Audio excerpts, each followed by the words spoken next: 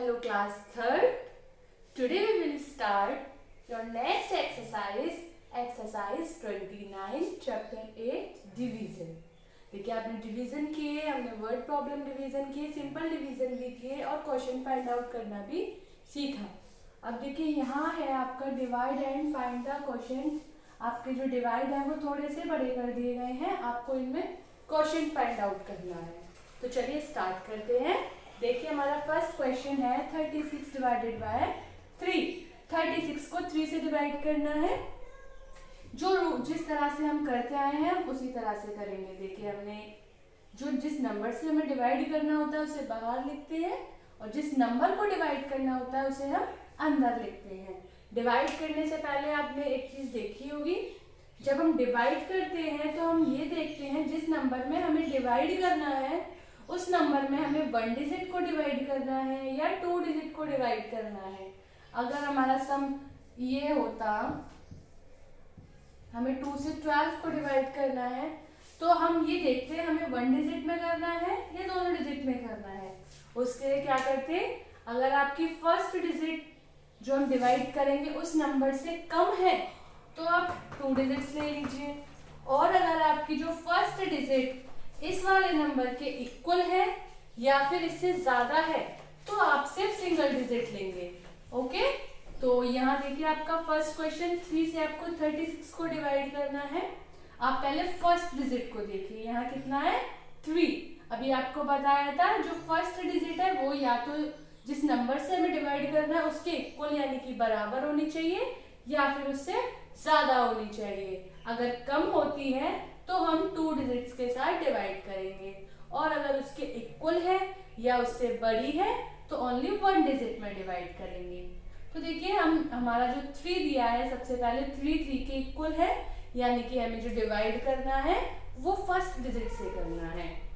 तो हमें 3 का टेबल इस तरह रीड करना है, या तो उसमें 3 आए या उस 3 से कम. अब देखिए 3 का टेबल है, पहले दे दिया है 3 1 3. 3 के टेबल में 3 तो ऑलरेडी आता है और कितने टाइम्स पर आता है, 1 टाइम पर ही आ जाता है. तो जितने टाइम्स वो नंबर आ रहा है उस नंबर को लिखते हैं हम यहाँ, और जितना नंबर आ रहा है उसको हम लिखेंगे जिस नंबर में हम डिवाइड कर रहे हैं उसके नीचे. तो हमने 3 का 3 के लिए किया, 3 1 3 आ रहा है तो हम 3 के नीचे 3 लिख देंगे. ओके, और जैसे हमारा इस तरह का सम होता है हम इसको सबट्रैक्ट कर देंगे. देखिए 3 में से 3 को सबट्रैक्ट किया, 0 आया. नेक्स्ट डिजिट कौन सा है आपका 6. देखिए 3 आपका फिनिश हो गया. अब 6 आपको लिखना कहाँ है, जहां आप सबट्रैक्ट करके जो नंबर आ रहा है चाहे वो 0 हो चाहे उसके साथ कोई भी डिजिट हो उसके साथ ही लिखना है. 6 हमारा 0 के साथ आ गया क्योंकि 6 0 आया सबट्रैक्ट करके. अब जैसे अभी हमने यहाँ 3 को देखते हुए देखा था, हमें 3 के लिए टेबल रीड करना है. अब सेम है, बस आपका 6 जो है वो यहाँ से उठ करके यहाँ आ गया है. आपका सेम प्रोसेस रहेगा. आपको 3 का फिर से टेबल पढ़ना है और इस तरह पढ़ना है जो 6 से ज्यादा नहीं हो. 3 1 3 3 2 6 यानी कि 3 के टेबल में 6 भी आता है. कितने टाइम्स पर आया, 2 टाइम्स पर, 1 2. तो 2 तो यहाँ आ गया, और 2 टाइम्स पर कौन सा नंबर आया, 6 आया. तो 6 के नीचे हमने 6 लिख दिया. अब क्या करेंगे, इसको सबट्रैक्ट 6 को 6 में सबट्रैक्ट करेंगे तो क्या आएगा 0.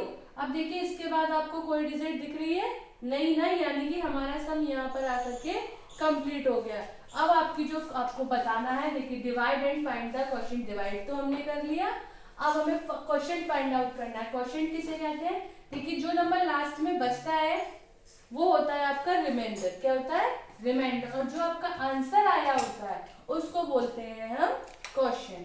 तो QUOTIENT question equals to 12. Your answer is 12. देखिए इस तरह से हमने इस सम को किया. चलिए एक और सम इसी तरह से करके देखते हैं. इसको हमें 2468 को डिवाइड करना है हमें नंबर 2 से. देखिए 2 से डिवाइड करना है, 2 को बाहर लिखा और जिसको डिवाइड करना है उसको अंदर लिखेंगे. देखिए हमने ये अंदर लिख लिया. अभी जैसा कि आपको पता है हमें ये देखना है, ओनली फर्स्ट डिजिट को देखना है, या तो वो उसके इक्वल हो या उससे ज्यादा हो तो ही हम 1 डिजिट में देंगे, अदरवाइज हम 2 डिजिट्स लेते. अब देखिए 2 आपका 2 के इक्वल है, जैसे भी 3 3 के इक्वल था, तो हमें 2 का टेबल इस तरह रीड करना है जो 2 से आगे ना जाए। देखिए अगर हम 2 से ज्यादा ले लेते हैं, हम 4 या 6 ले लेते हैं, तो वो इसमें सब्ट्रैक्ट नहीं होगा, इसलिए हमें वो नंबर लेना होता है जो उसमें से सब्ट्रैक्ट हो जाए। तो 2 1s आर 2, 2 से 2 कितने टाइम्स डिवाइड हुआ, 1 टाइम। अब इसको सब्ट्रैक्ट करेंगे, 2 में से 2 को सब्ट्रैक्ट किया, हमारा आ गया 0। अब आपकी नेक्स्ट डिजिट कौन सी है, 4। देखिए हम जो अभी बताया था आपको, जो नंबर सब्ट्रैक्ट करके जो नंबर आता है उसी के साथ लिखते हैं नेक्स्ट डिजिट को, हमने 4 लिख लिया। अब 2 का टेबल इसी तरह जैसे भी 2 के लिए पढ़ा उसी तरह आप 4 के लिए पढ़िए। 2 का टेबल ऐसे पढ़िए जो 4 से आगे ना जाए। 2 1s आर 2, 2 2s आर 4, यानी कि 2 के टेबल में 4 तो आता है कितने टाइम्स पर, 1 2, 2 तो यहाँ आ गया और 4 के नीचे 4 आ गया, क्योंकि 4 के लिए पढ़ा तब 4 आया, 2 टाइम्स लिखा इसलिए। अब इसको सब्ट्रैक्ट कर देंगे, देन 0।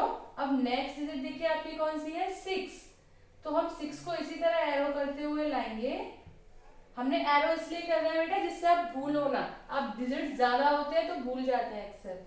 तो अब हमारा नेक्स्ट डिजिट कौन सा आ जाएगा यहाँ, 6, उसी के साथ आएगा जो सब्ट्रैक्ट करके नंबर आया है।